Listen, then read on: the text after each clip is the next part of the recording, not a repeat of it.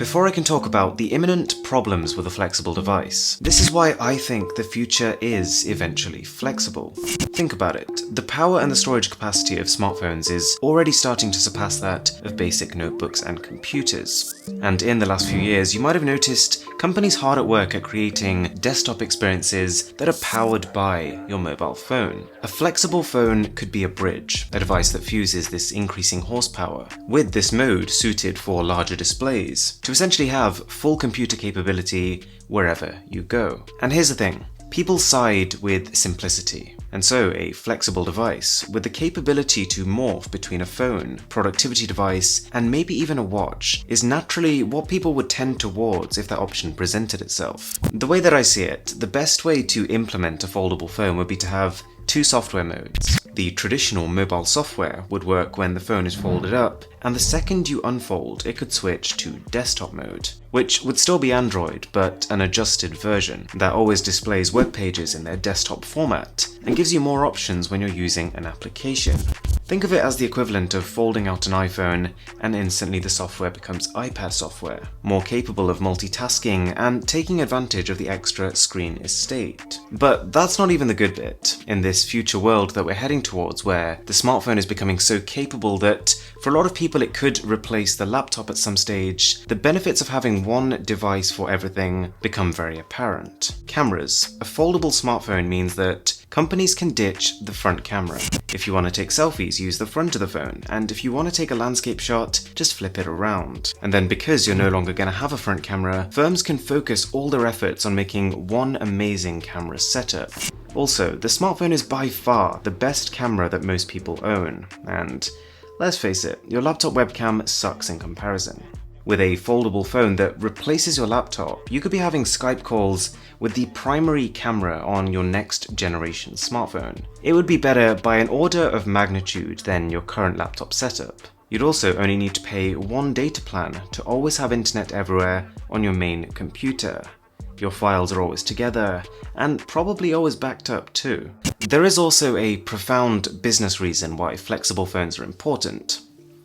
Companies want you to buy them. With the current crop of mid-range flagships, it's becoming pretty tough for even people who can afford spending $1,000 on a phone to actually justify it. Foldable phones give companies two tools: the ability to differentiate high-end from mid-range, and the option for an instant jump in prices. Because of how bleeding edge the tech is, people will be much less offended by a price hike here. So we've established that flexible devices are not without purpose, but also there are some serious barriers right now. And before we can fully dig into this topic, I've called in Marquez from MKBHD, who's gonna set the scene on the current stage of foldable phones. So in my opinion, foldable smartphones aren't ready yet. But that's never stopped any tech from eventually becoming amazing. I think there's a lot of potential in it. But as of right now in 2019, foldable smartphones not ready to buy. I think a lot of it in this beginning will be a lot of companies just sort of throwing stuff at the wall, like what if we fold it this way? What if we do a dual fold? What if we go that way? A lot of questions. But one of my favorites that I've seen is the concept of Motorola bringing back the flip phone. So I think we all remember the Motorola Razr, one of the most iconic phones of all time in that whole little clamshell form factor days, bringing that back, but as a foldable screen smartphone. But if you see those renders, you realize the tech is nowhere near that point. So the foldable phones of today are nowhere near ready yet, but that doesn't mean we should give up on them because they could end up being really cool in the future. So this makes perfect sense, and the question then becomes, we keep talking about this great future we're heading towards, but where is it, and why isn't it here already? You'll notice how Samsung is releasing their mainline flagship phones alongside whatever foldable device is on the way. By being one of the first, they'll establish themselves as a market leader, they'll gather valuable consumer data, but it's also clear that they know themselves that this isn't going to be an instant hit. This is why. The aspect ratio problem. You've probably noticed that smartphones are getting taller year by year, and this is to accommodate the amount of time we spend scrolling on feeds, because having a taller screen means you can see more at any one time. Well, imagine a foldable device where one screen has a tall 18:9 aspect ratio. If this was then folded out, you'd end up doubling the width, making it 18:18 or 1:1, essentially a square, which is the worst possible shape for consuming content on. Most solutions so far are all massively inefficient, like having one small screen on the front and then a separate tablet screen on the inside. So instead of there being one continuous display that can fold out, you've got two separate ones, which increases both the cost and the thickness. What could work is to create a large bezel on the front, like we've seen with the Royal FlexiPad. This solves a whole number of problems in one go. It ensures that the screen remains taller than it is wide. It gives you a place to grip what could ultimately be a weighty phone, and would enable a manufacturer to build in a high-grade camera and front-firing speakers. And while the FlexiPad itself looks kinda clunky, I do think the single side bezel could look cool, so long as the rest of the device remains bezel-less. The other solution is a trifold, and a potential device like this has been shown off by Xiaomi. The benefit of this being that with 3 tall displays instead of just 2, you've got enough width to then have a wide display when you're folding outwards. But again, this is a way off, and notice how with this particular formation, there'd be no way of using the camera without folding out the device each time.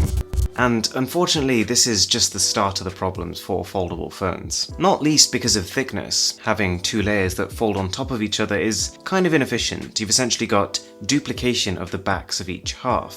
A larger display needs more battery to power it, and as a result, a flexible phone is going to have to be much heavier and more costly. Viewing angles on bending displays are currently a problem, and their peak brightness is low, but these are again problems that will erode over time as display materials develop, new battery technologies like graphene become commercial, and wireless charging in public places becomes mainstream. But maybe the most important thing here is the fact that the software is only just starting to arrive. The entire value proposition of a foldable device is what else you can do with it. Inevitably, to start with, it's just going to be whichever company builds it, creating a whole bunch of first-party tricks. But the real value comes in when YouTube, Photoshop, and PUBG start to leverage them to create new functionality. And it is coming. The next version of Android, Q, is going to support screen continuity, or native support for flexible screens. But this means we're talking years before most third-party apps and games will be built to accommodate them. And the icing on the cake, we can't ignore the fact that the pricing of flexible phones is going to be initially inhibitive for almost every consumer. Some estimates are suggesting that Samsung's foldable phone could be $1,700, but the cost of making a foldable phone will fall rapidly. As soon as display manufacturers start producing flexible screens in large quantities, they'll get cheaper. And once companies like Samsung have done the R&D and figured out what works, we're likely to see much more affordable foldable phones from companies that haven't had to do the R&D, who can free ride off the knowledge that has become public, like OnePlus. So, all of this, the pricing, the larger batteries, the display issues, the aspect ratio problems, are going to make the transition to flexible devices a jarring one. It is just as clear though that there is light at the end of the tunnel. Because flexible devices have the potential to make your life easier, with time I think the future is flexible. Alright guys, massive thanks to Marquez for taking time out of his ridiculous schedule for a feature in this video. And if we get this timing right, he is just about to launch a similar video on his own channel, so that'll be linked somewhere. Thanks for watching, and I'll catch you in the next one.